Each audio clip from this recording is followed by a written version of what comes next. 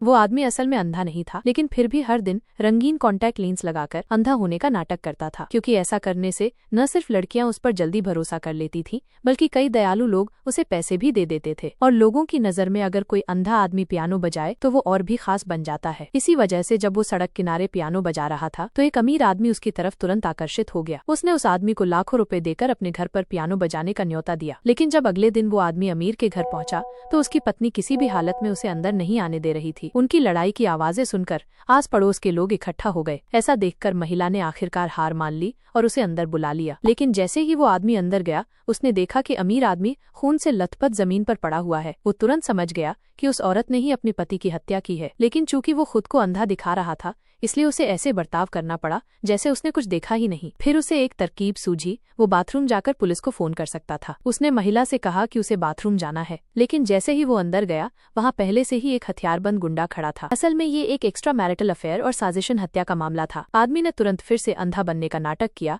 और कुछ देखे बिना पेशाब करने का बहाना कर दिया। इसके बाद वो सीधा पुलिस स्टेशन गया और रिपोर्ट करने की सोची, मगर जैसे ही वो पुलिस स्टेशन पहुंचा और मुंह खोलने वाला था, उसे झटका तब लगा जब उसने देखा कि पुलिस कमिश्नर वही आदमी है जो बाथरूम में बंदूक लेकर खड़ा था। अब अगर वो कुछ भी बोलता तो उसकी जान पर बन सकती थी, इसलिए उसने झूठ बोल दिया कि उसकी बिल्ली खो गई है, बस वही बताने आया था। वो उसके पीछे पीछे उसके घर तक आ गया और फिर अलग अलग तरीकों से ये जांचने लगा कि वो आदमी सच में अंधा है या सिर्फ नाटक कर रहा है। आखिरकार कमिश्नर ने कोई रिस्क न लेते हुए उसका गला दबाकर उसे मारने की कोशिश की, लेकिन आदमी को अपने घर की बनावट अच्छे से पता थी, इसलिए किसी तरह वो जान बचाकर भाग निकला